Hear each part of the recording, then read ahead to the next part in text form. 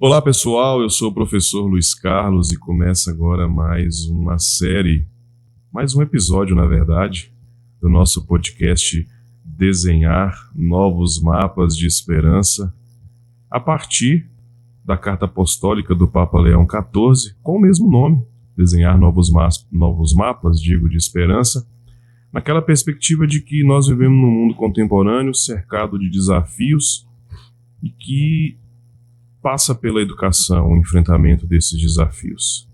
Na semana passada nós conversamos com o professor Deiler sobre o fenômeno da hiperdigitalização e vimos que esse é um desafio tremendo para o nosso tempo. Aqui, como na carta, apontamos para uma saída, uma educação mais humanizadora, uma perspectiva mais coletiva, mais comunitária, sem perder de vista os laços que nos conectam. Hoje eu tenho o prazer enorme de receber aqui o professor mestre Uirque Ferreira, professor do Instituto Federal de Minas Gerais, Campus São João Evangelista, para mim, um amigo e um irmão. Ele vai abordar conosco o tema Saber em Movimento, conexões que transformam a partir do desenhar novos mapas de esperança. Uirque, que prazer te receber aqui mais uma vez.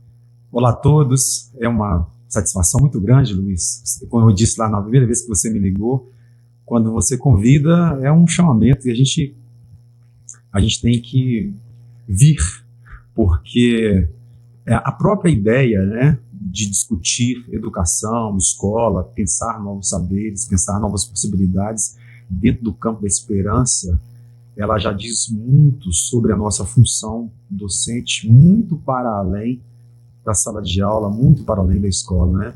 Eu vou pensar essa esperança no sentido do Suassuna, né? Um esperançar nem ingênuo e um esperançar nem pessimista, mas um esperançar que atravessa utopias, né? Porque a utopia é uma forma de vida também. Você se coloca na trilha para caminhar na utopia e no caminho você vai transformando ou dando as suas contribuições dentro dos conceitos, dos seus conhecimentos sócio-históricos, para a gente transformar a sociedade. É uma alegria muito grande dividir esse espaço aqui com vocês. E vamos que vamos, né? Vamos que vamos. Uirque, eu quero te fazer uma provocação, assim, logo no início. O aprendizado ou a aprendizagem que a gente constrói na escola básica, no ensino superior, está a serviço de quem? A gente não consegue ter esse domínio total, a gente como sociedade, a gente deveria ter. E este é um ponto de partida, Luiz, para a gente poder entender com quais armas que a gente luta. Porque há um discurso contínuo de que a escola está ideologizada por um outro espectro que não ajuda a sociedade. Mas este discurso, ele serve justamente para deslegitimar a escola. Hoje, a escola, ela passa por um dos períodos de mais propensão a ataques via construção de narrativas. E nós, professores, nós, os agentes da escola, os coordenadores, os diretores, os pais, as mães, nós precisamos ter as nossas armas para lutar contra esse discurso hegemônico que transforma a escola em um não lugar. Por que esse espaço, que é um espaço tão necessário, fundamental para a organização da vida social, ele é tão massacrado, atacado? Porque a gente vê, já nos últimos anos, até te perguntei antes de iniciar o programa, faz quanto tempo que a gente ouve a escola pública, a universidade pública sendo massacrados? Por que esse ódio todo? Por que esse espaço é tão perigoso? Este movimento, eu imagino que ele tenha se intensificado a partir dos anos 90, com a chegada das ideias neoliberais no mundo, né? Ronald Reagan, Margaret Thatcher, e depois incorporados aqui de uma forma avassaladora no começo dos anos 90, no governo do Fernando Henrique Cardoso.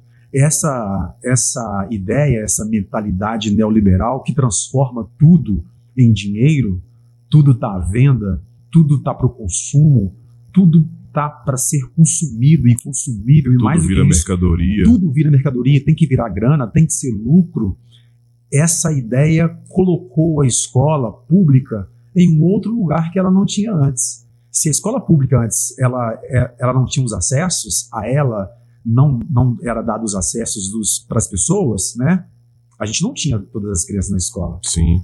Com o advento da publicização da escola pública, mais pessoas chegaram à escola. E aí eu tenho um recorte que eu acho que a gente pode analisar, Luiz, que é sobretudo a partir da cotização. A partir desses dois eventos, a entrada de mais pessoas na escola e a partir das políticas públicas afirmativas para que mais pessoas chegassem à universidade, mais pessoas começaram a chegar à universidade. Aqueles corpos estranhos, aqueles corpos que não pertencem, aqueles corpos que não são, aqueles corpos que habitam a zona do não ser, começaram a chegar na universidade. E o que acontece? O que o bloco hegemônico faz? Isso gera um incômodo. Gera um incômodo porque aquelas pessoas não estavam ali, aquelas pessoas estavam ali, mas estavam lavando o chão, lavando o banheiro, servindo a merenda. Agora não, elas estão ali. Agora não, agora estão sentadas ao lado do cara que é o dono do meio de produção, ou o empresário. E aquelas pessoas estão ali em paridade de armas. Patrão e empregado estão no mesmo espaço. E aí seria um pouco essa. Sim, aí a escola começa, esse bloco hegemônico começa a descredibilizar a escola. Então a universidade já não é mais aquele lugar que você deveria chegar, aquela narrativa positivada da escola. Agora a universidade é um antro de pessoas drogadas, professores descomprometidos e descompromissados, estudantes que não fazem parte daquele métier, uma série de estereótipos negativos em função da chegada desses corpos à universidade. Foi só essas pessoas entrarem na universidade, que é a universidade que mudou o seu discurso sobre a universidade. E essa é uma estratégia política, Luiz, uma estratégia política de você transformar a escola, como eu disse anteriormente, uma escola num lugar do não lugar. Parece que essa lógica do atacar a escola, atacar a educação, você fala muito do ataque ao serviço público, eu gostaria que você compartilhasse conosco. Essa estratégia ela é extremamente eficiente, né?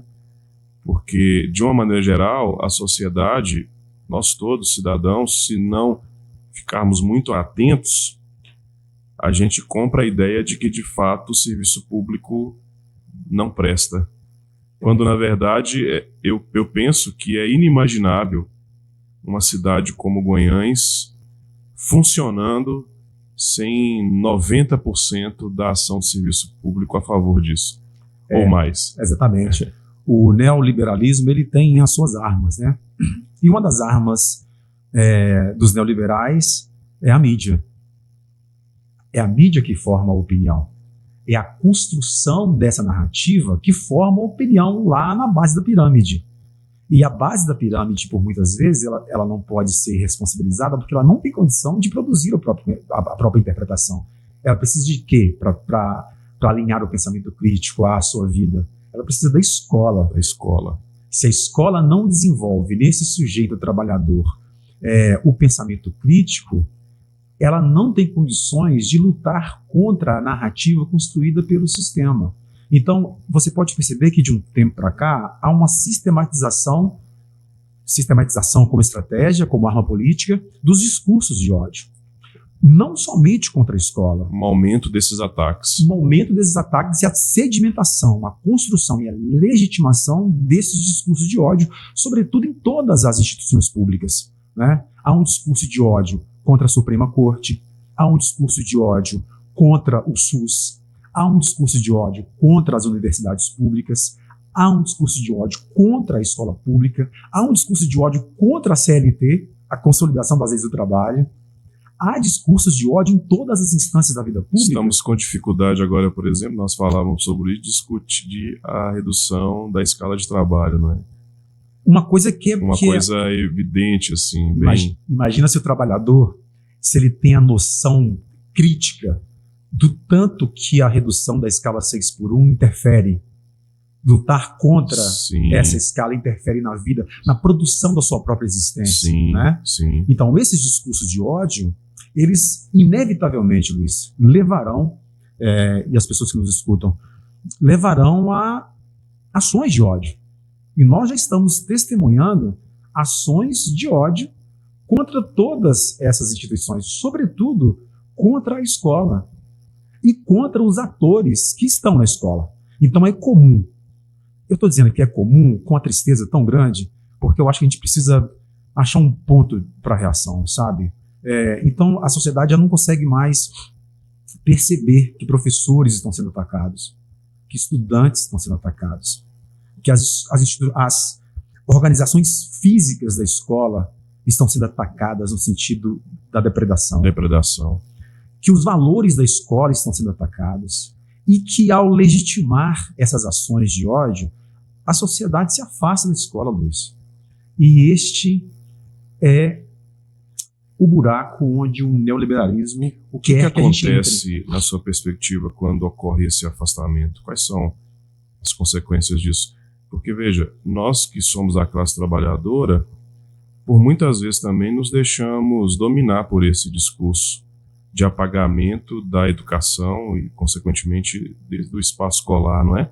Nós nos tornamos... Eu já inclusive, me deparei com situações muito curiosas de pessoas provenientes da classe trabalhadora que também levam adiante esse discurso de ódio contra a instituição escolar, contra a instituição pública, contra o serviço público.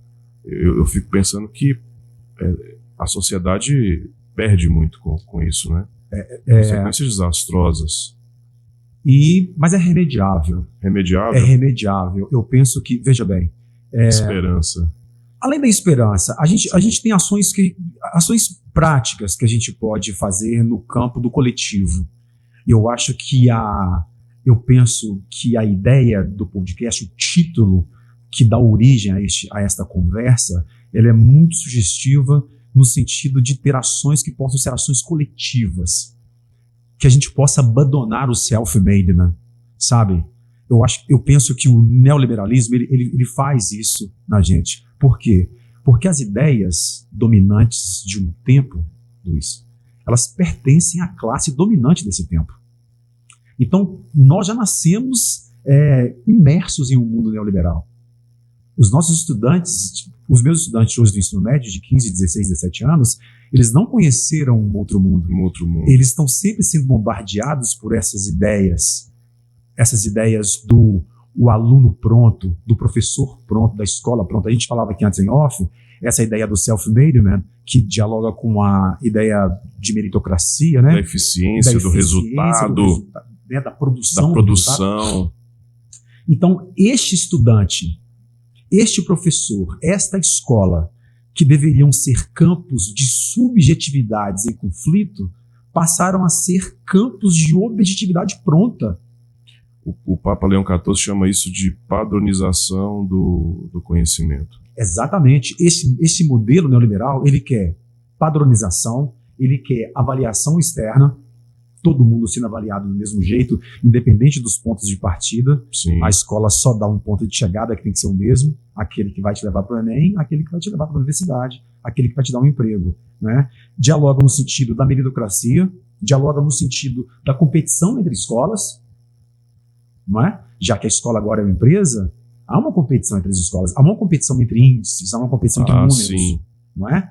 É isso que o professor... E há também... Não cooperam mais entre si. Não cooperam mais entre si. Não formam rede. Exatamente. É o conceito da escola self-made. Sim. Então, e aí, todos esses aspectos, eles estão elencados lá nas ideias do professor Luiz Carlos Freitas. Ele tem um livro chamado que dialoga no sentido da privatização da escola, né? A construção empresarial da escola.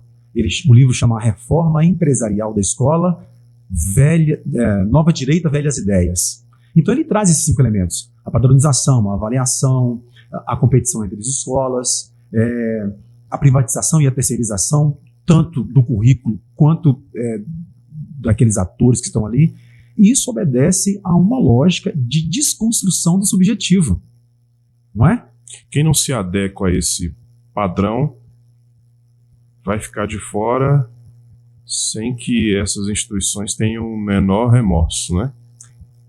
esses corpos que habitam a zona do não ser, esse é um conceito fanoniano, eles vão ser automaticamente expurgados da escola. Porque as escolas já estão competindo entre si.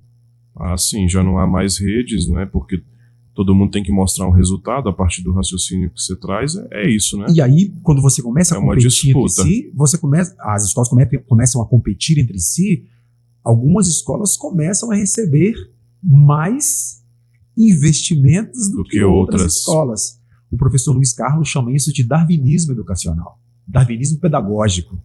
Por quê? Porque as escolas que irão se sobressair são aquelas que se adaptaram melhor a esse modelo. São as escolas que vão sobreviver, Luiz. Você fala, Wiki, dessa questão da educação como um direito e não da educação como mercadoria, que também é uma abordagem importante. Afinal, aliás, o Papa diz que diante desse cenário, o Wiki vai abordar isso, ele propõe algumas saídas, como, por exemplo, promover a aprendizagem-serviço e a cidadania responsável, evitar tecnofobia e fortalecer a formação de professores, valorizar a aprendizagem ativa. São caminhos, direcionamentos que o Papa, na Carta Apostólica Desenhar Novos Mapas de Esperança, oferece.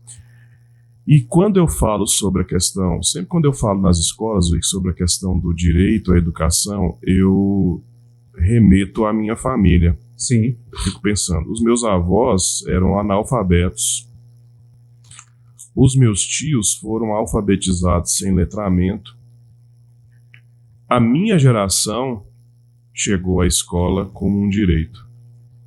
A minha geração, primos, etc., chegou ao ensino médio, ao ensino fundamental, pôde, com imensas dificuldades, concluir a educação básica e até mais tarde entrar para o ensino superior. Mas pôde por quê?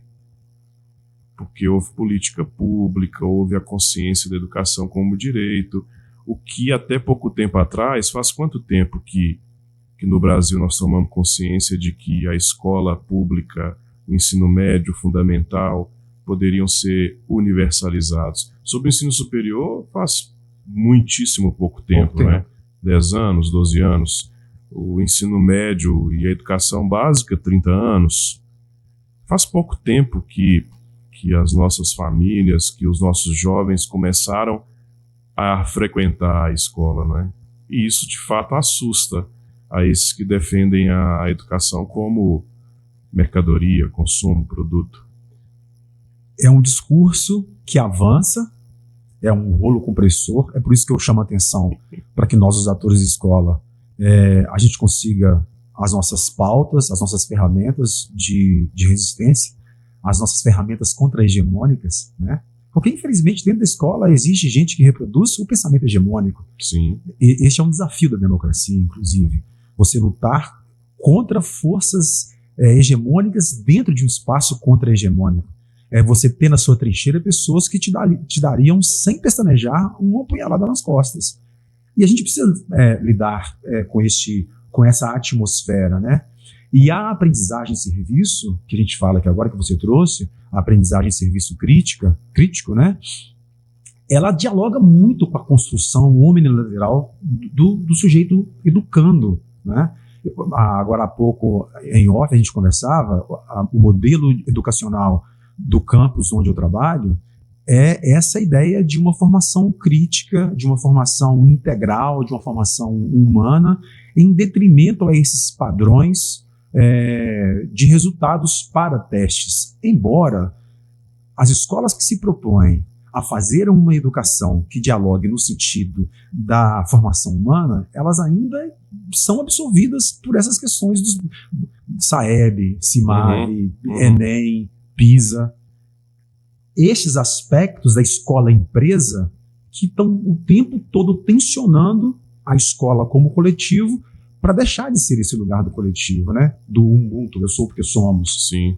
E isso é ruim para a escola, para a sociedade, porque se o discurso dominante, se o discurso hegemônico diz que esta forma de encarar a escola que essa escola empresa é a que vai resolver o problema educacional do Brasil, nós temos dificuldades de contrapor, não é? Luiz, eu não sei se os ouvintes também leram Alice no País das Maravilhas, né? Alice no País das Maravilhas tem lá no capítulo 3, quando a Alice está no espelho, Alice no espelho, ela encontra com um ovo antropomórfico. Esse ovo antropomórfico está numa cancela, assim, está numa porteira. E conversando com o ovo antropomórfico, a Alice fica encantada. Como é que ele negocia bem as palavras, como é que ele fala, como é que ele articula, como é que ele sabe o significado das palavras. E ele diz assim para Alice, olha, eu uso as palavras que eu uso têm um significado que eu tenho do jeito que eu quero. Nem mais, nem menos. Por que eu estou dizendo isso? Porque hoje a gente vive essa guerra de narrativa, né? Você saber que aquelas palavras significam algo neste contexto, mas que não significavam no contexto de poucos anos atrás. Um exemplo que a gente pode dar é qualidade. O mundo empresarial da educação sempre fala em qualidade. Todas as reformas educacionais que querem empurrar para as escolas no sentido de privatizá-las, de sucateá-las, de tirar o professor do centro, de tirar o estudante da periferia, de negar o acesso ao estudante, dialogam no sentido de que a qualidade vai mudar. Mas quem diz o que é qualidade? O que é qualidade? Quem que define o que é competência? Quem define o que competência, qualidade, habilidade? Habilidades são termos que estão em disputa na sociedade. Sim. Então, se a sociedade, de uma forma geral, massivamente, essas palavras massivamente colocadas no debate público cotidianamente, se ela absorve esses conceitos dentro de uma lógica neoliberal, nós, os atores da escola e a própria sociedade, nós vamos ter dificuldade para dizer o contrário. Então, quando eu e você somos contra esse discurso de qualidade na escola, as pessoas tendem a dizer, então vocês não gostam da escola pública. Sim. Se a gente defende a subjetivação da escola, o ser humano como protagonista, ao invés do homem neoliberal, as pessoas nos acusam de preguiçosos. Sim. Se a gente defende uma escola que não seja pautada na lógica militar, né, na militarização da escola, na pinochetização da sociedade, nós somos acusados de baderneiros, de bagunceiros. Promover a escuta, o diálogo, a conversação, não é eficiente dentro dessa lógica. Né? Dentro dessa lógica neoliberal. Tanto que é muito comum você encontrar, por exemplo, hoje diretores escolares, mas que já foram professores e que são professores, que precisaram se deixar absorver por essa lógica. Muitos deles, inclusive, já ouvi de muitos, uma coisa era o meu papel aqui como professor, a outra coisa é o meu papel aqui como diretor ou gestor. Aliás, esse é o nome que normalmente é que se tem agora, não é? Percebeu? Isso. A gente está mais tempo na escola, gestor. Né? Aí você vê que já não é mais diretor. Não, agora é o gestor. Agora é o gestor. Aliás, o professor também precisa ser competente para fazer a gestão da sala de aula. Olha só que loucura. É uma loucura. Gestão da sala de aula, como se aquelas pessoas que estivessem ali, aquelas subjetividades variadas, múltiplas, sim, complexas, fossem todas organizadas dentro de uma caixinha. Aí você tem que gerir a sala de aula. Percebe como esses termos são termos que estão em disputa, como o neoliberalismo se apropria desses termos, sim, e vai afastando os outros termos próprios do processo de ensino-aprendizagem, próprio das subjetivações. Esses termos vão ficando de lado e esses novos termos vão chegando com novos significados e a sociedade não conseguindo dar conta ainda de que esses termos eles têm normalizado a exclusão do próprio sentido público da escola. Eles querem, na verdade, implementar esses termos todos, eles são apenas um pontapé para a mudança total desse lugar, não é? Exatamente. E você veja que uma desculpa, um pretexto. Um pretexto. Sim. Uma máscara, né, uma pílula bem dourada, sim, que eles vendem para as pessoas, para a sociedade de uma forma geral, para a comunidade acadêmica, como se fosse a solução dos problemas. E essa lógica de padronização da escola, de militarização da escola, de terceirização da escola, da transformação da escola em vouchers, né? Uhum. todos esses aspectos que dialogam no sentido neoliberal de produção da escola e, consequentemente, do conhecimento, eles são difíceis da comunidade absorver e entender que ela mesma está sendo atacada ao concordar com esses elementos. Né? Eu tenho observado, Ike, que, em razão disso tudo, a sociedade tem se afastado cada vez mais desses espaços e eles têm ficado realmente mais ilhados. É muito raro você ouvir uma narrativa diferente da que eu vou propor aqui, que é mais ou menos o seguinte: aqui nesse espaço escolar a família participa ativamente, os estudantes participam ativamente, a família quer acompanhar a trajetória escolar dos filhos, os estudantes estão absolutamente comprometidos com o dia a dia, e é interessante porque parece que todo o nosso trabalho, que é um trabalho de resistir a essa lógica, ele fica fragilizado. Porque, como você está falando, o discurso de ódio ele é tão potente, poderoso, você usa o termo hegemônico, né? Ele é tão poderoso e tão potente que ele vai apequenando também os atores daquele espaço. Então são estudantes cada vez mais distantes da escola como um espaço de possibilidades, são profissionais cada vez mais incapazes no sentido de promover alguma mudança de resistência, e todos nós à mercê dessa... inclusive o Papa chama de educação instrumental, né? De uma lógica perversa. Tem uma frase, eu usei numa palestra que eu fiz em São João: o capitalismo ele falhou, falha, vai falhar em qualquer uma das sociedades que ele colocar os seus tentáculos que são baseados na exploração, na expropriação do homem pelo homem. O que você fala dialoga nesse sentido, né? A gente, por muitas vezes, Luiz, a situação do trabalhador é tão delicada nesse mundo neoliberal, por muitas vezes a gente não consegue produzir os nossos efeitos de luta porque o nosso corpo está cansado, sabe? E explorar o corpo do trabalhador, ele como pertencente ao tecido social, é uma estratégia muito poderosa de silenciamento, porque um corpo cansado não luta. Essas ideias dialogam lá com o biopoder e a biopolítica do Foucault, né? Este corpo cansado não consegue produzir resistência. Você fala, inclusive, do corpo cansado do professor, do quanto que isso te incomoda, essa narrativa do corpo cansado do professor, não é? Exatamente. Do pouco precarizado, adoecido, etc. Porque, às vezes, a própria sociedade quer que o professor reaja. Quando o professor reage, a sociedade não acompanha a reação do professor, vide os movimentos paredistas. Toda vez que o professor para reivindicar algo da escola, a sociedade é levada pelos meios de comunicação, pela mídia herdeira, a pensar que o professor reivindica apenas soldo, quando, na verdade, o soldo é uma das partes das reivindicações para o todo de uma escola saudável, uma escola que funcione como um bem público. Não está reivindicando só o salário. Não. E aí, mesmo assim, a sociedade se arvora nesse discurso que ela engole esse reggae pronto, e eu tenho percebido que essa é uma sensação mesmo entre os nossos estudantes. Os nossos estudantes já não conseguem perceber que, se a gente não fizer a defesa incondicional, incontestável da escola pública como bem público, isso tende a desaparecer.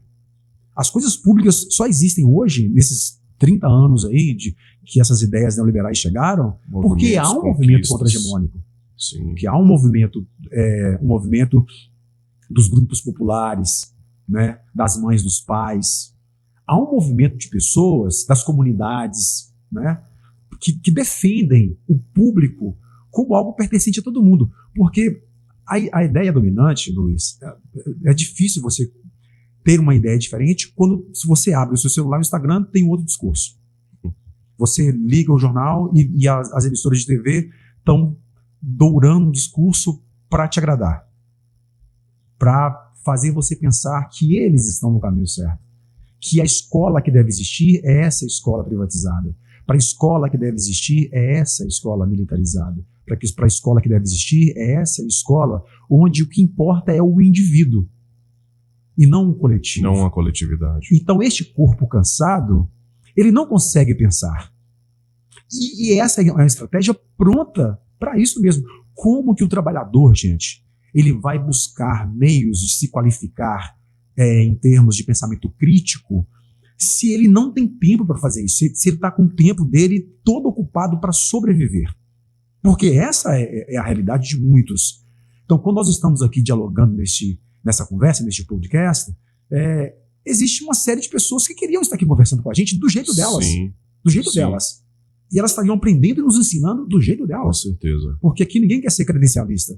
Mas essas pessoas, nem este tempo de aprender e ensinar do tempo delas, elas possuem, porque elas precisam sobreviver.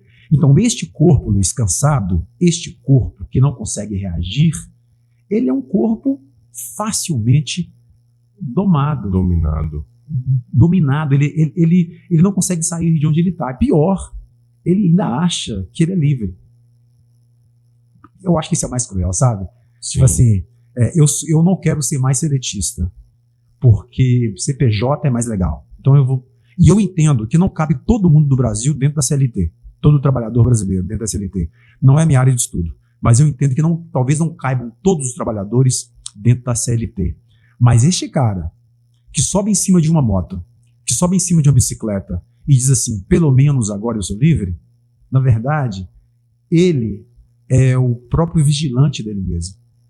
Ele mesmo é que o vigia. Então a sociedade hoje não precisa de mecanismos externos de vigilância, né? Sim.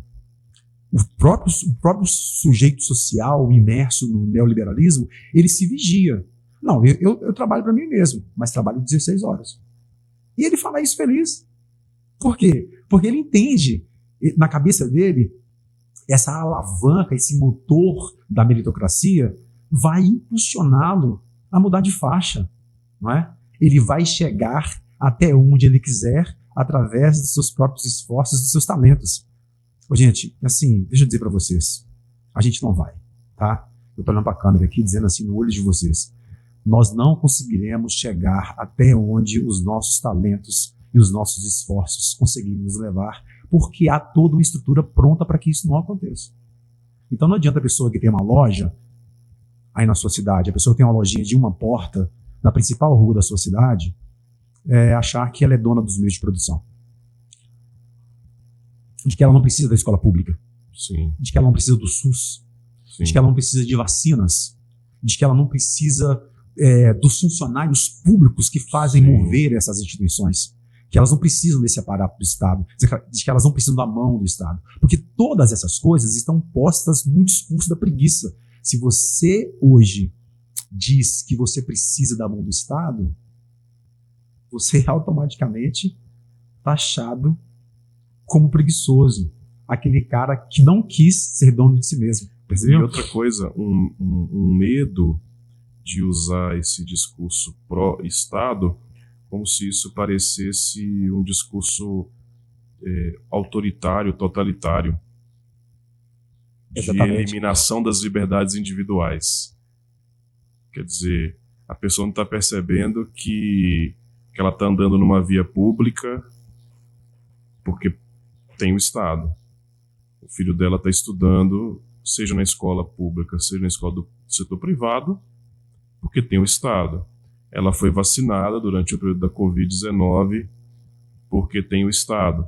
Mas ela compra o discurso de que o Estado está coibindo, oprimindo, retirando as suas liberdades individuais. Ela quer ser empreendedora, nós já ouvimos isso muito. Eu quero ser empresário, quero ser empreendedor, mas o Estado não deixa.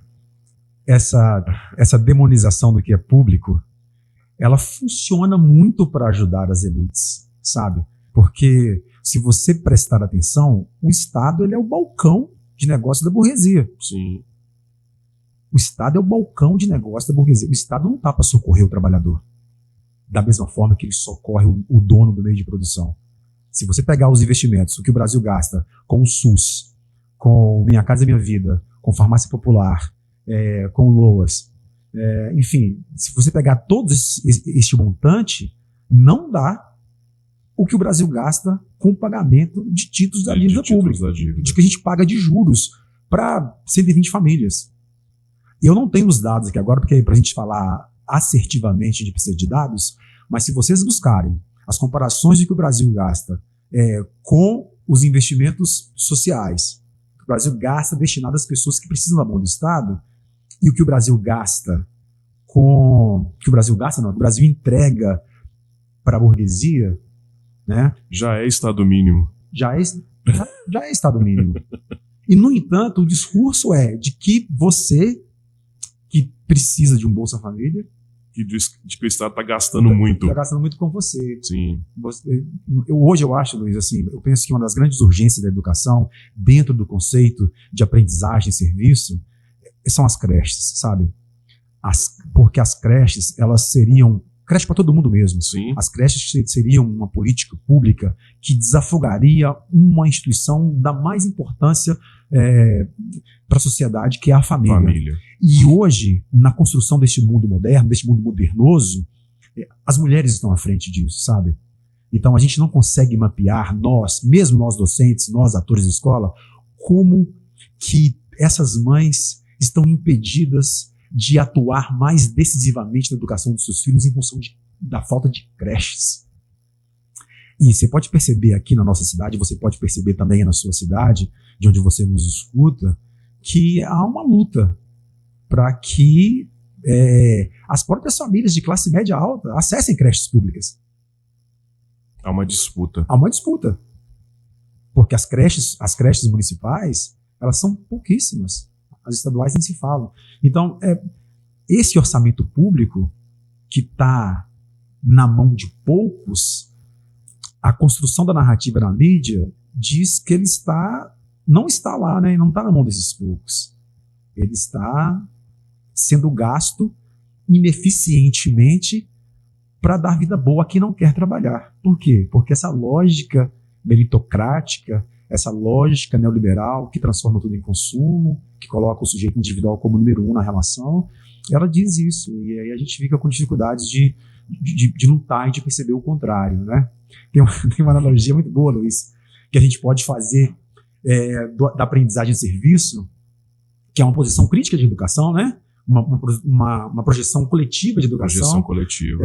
Com o alienista. Romper com a lógica individualista. Né? Sim.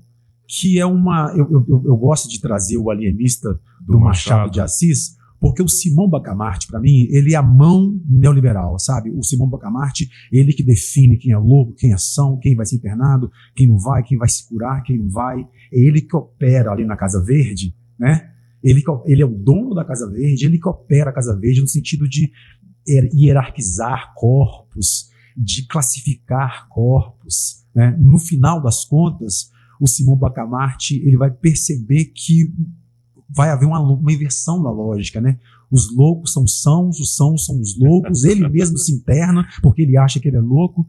E esse romance do Machado, ele nos dá uma dimensão nos faz uma analogia muito, muito presente em relação ao mundo neoliberal, né? Este mundo neoliberal que é o Simão Bacamarte, né?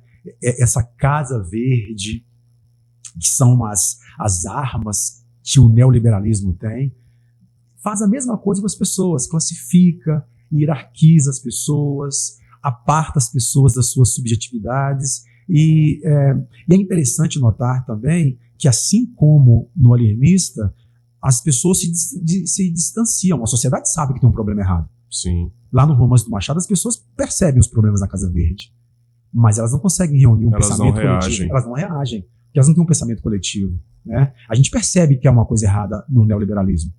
Mesmo as pessoas que não aproveitam do banquete do capitalismo, elas sabem que tem um problema aí. O nosso problema, Luiz, é que as pessoas entendem que elas participam ou participarão ou serão convidadas para o banquete do capitalismo. E nós sabemos que neste banquete a gente não fica nem debaixo da mesa pegando as migalhas. A diferença é que umas pessoas sabem disso e outras pessoas têm a ilusão de que se sentarão àquela mesa. E qual que é o nosso desafio como educador? esse desafio utópico, esse desafio construído dentro do esperançar do Suassuna? É percorrer essa utopia. Sim. De trazer esta mente que se vê sentada Aquela à mesa do capitalismo. Vem cá, você não está aí. Vem cá, filho. Sim. Vem cá. Eu não quero fazer aqui um tubo, uma conexão direta com as questões de raça, porque não é o foco principal aqui, mas a gente precisa buscar os nossos irmãos, né? Eu me vejo assim. Eu fiz um mestrado público, tudo que eu fiz na escola foi na rede pública. Estou no meu processo de doutoramento pela Universidade Federal de Uberlândia, que é uma universidade pública. Então, o meu dever ético, a minha luta ética, as armas que eu tenho para lutar, é tentar chamar essa pessoa, vem aqui, deixa eu te mostrar umas coisinhas aqui, porque a trincheira que você está não condiz, a trincheira onde você luta não condiz com onde você está. E esse é um trabalho muito difícil para nós educadores, Luiz. Esse é um trabalho muito difícil para a escola, não é? Você buscar turvar ou desturvar essas consciências de que elas não participam deste banquete, deste lugar. Que este lugar que elas gostam, este empreendedor, este self-made man, esse sujeito livre pelo mercado, esse sujeito precarizado, ele faz parte de um inventário, ele faz parte de um ideário que não dialoga com a classe trabalhadora, né? E nós, professores, nós, diretores, nós da escola, nós, os atores da escola, temos este dever ético de tentar transformar essas vidas no campo das ideias, né, Luiz? Porque as armas que nós, professores, temos é o campo das ideias. Por isso, Luiz, nós somos atacados. Por isso a escola é atacada. Onde é que você pode transformar uma sociedade, né? Como é que você pode promover a transformação completa de uma sociedade, senão pela escola, no sentido de educação, sabe? Sim. No sentido de educação como escolarização. Porque é importante a gente diferenciar isso também. Né? As pessoas querem educação no sentido de que a escola tome o lugar da família. Não, você vai educar o seu filho dentro dos valores que você entende que são os valores da sua ancestralidade, e a escola vai fazer a escolarização. E essa escolarização precisa ser humana. Exato. Não é? Ela precisa ser subjetiva. Ela precisa levar em conta a criança do Luiz. Ela precisa levar em conta quem foi o adolescente Luiz. Sim. Quem foi até agora o jovem adulto Luiz. Que tipo de professor que é Luiz? O que se passa na cabeça do Luiz? Olha que maravilha a partir do que você fala, porque o Papa Leão XIV vai afirmar o seguinte: o que torna uma educação humana, veja o Eike, poesia, ironia, amor, arte, imaginação, a alegria da descoberta, e ele complementa, e até mesmo aprender com os erros como uma oportunidade de crescimento.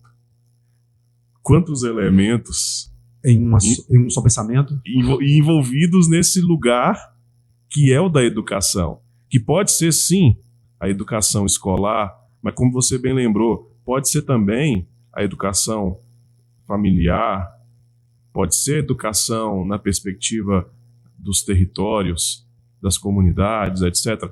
Quantos elementos? E o Daly, no nosso último programa, na verdade no primeiro episódio da nossa série aqui, do podcast Desenhar Novos Mapas de Esperança, ele alertou para um risco. O fenômeno da hiperdigitalização está distanciando a gente da necessidade e da importância de cometer erros para crescer. Exato. Não é? O avanço, né? Eu ia falar o advento, o advento e o avanço. Aí ficou o advanço. O avanço das IAs, elas tendem a nos desumanizar mesmo. Se o olhar não for cuidadoso, a tendência é de recebermos pensamentos prontos, Luiz. Pensamentos acriticizados. Sem erro. Sem erro.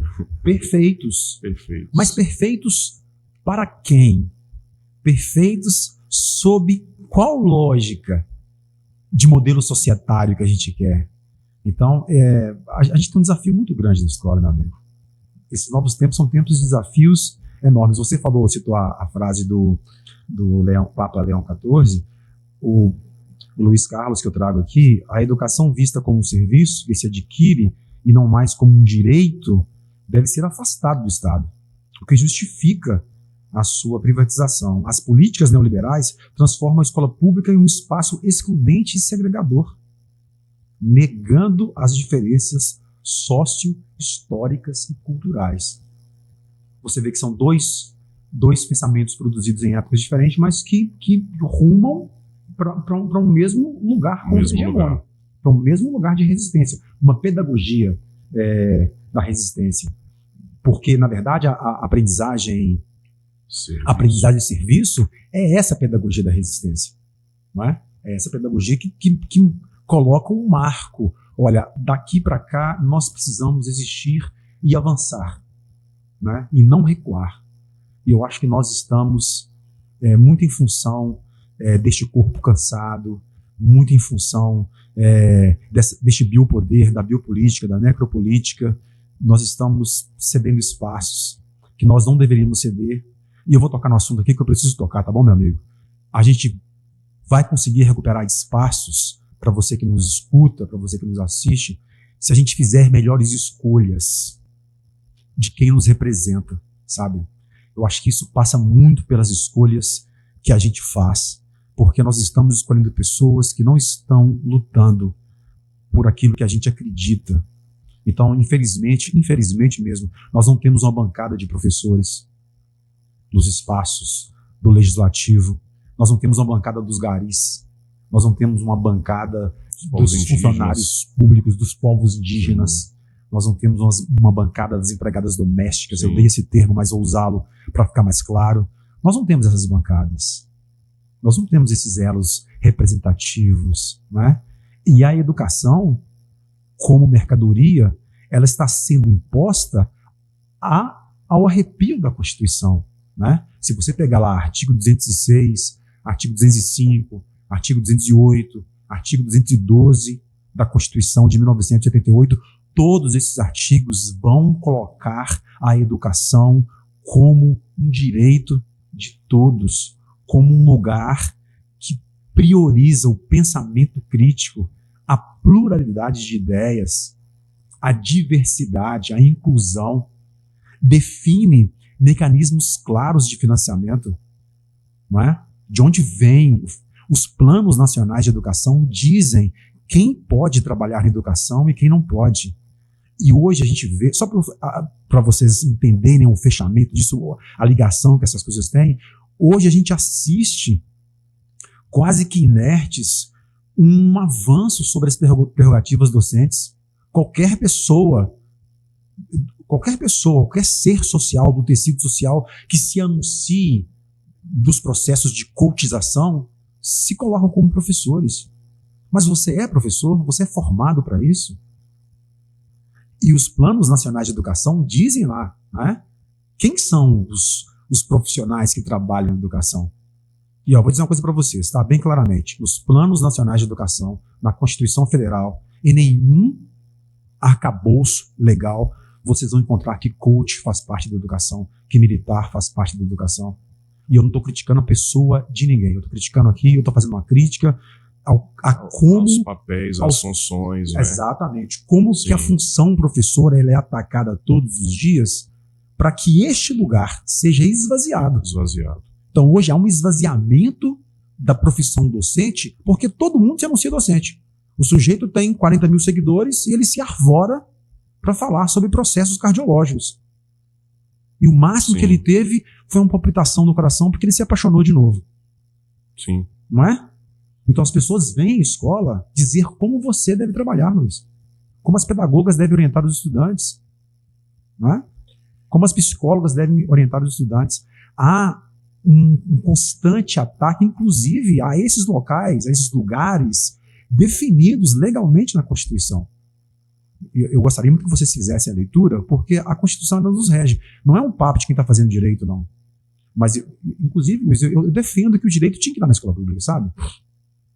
Não é um papo de quem faz direito. É porque, quando a gente conhece, a gente tem elementos para contra-argumentar. Para combater essas ideias que vêm de fora. Não dá para todo mundo chegar na escola e dizer o que você, como professor de filosofia, de sociologia, que trabalha em projetos multidisciplinares, que faz extensão, que faz pesquisa, você que estudou 14, 15, 16 anos, você que tem experiências no meio educacional, ainda que seja um ano de experiência, 2, sim. Não é? A dona Maria, que trabalha lá na escola municipal da zona rural, ela não é menos importante de jeito nenhum do que o doutor que está fazendo pesquisas na USP. Sim. Ela faz parte do mesmo processo. O saber dela tem que ser respeitado. Há um valor naquele saber, não é? Meus amigos, diante desse cenário de um mundo fragmentado, baseado numa lógica neoliberal, individualista, como o Ike abordou aqui conosco, o Papa Leão XIV, na Carta Apostólica Desenhar Novos Mapas de Esperança, propõe uma saída: a aprendizagem-serviço. E é assim que nós terminamos este segundo episódio do nosso podcast, com o mesmo nome da Carta Apostólica, Desenhar Novos Mapas de Esperança, com a presença fantástica do meu amigo, professor, mestre, doutorando, o Ike Ferreira, professor no Instituto Federal de Minas Gerais, Campus São João Evangelista. O nosso tema foi Saber em Movimento, Conexões que Transformam.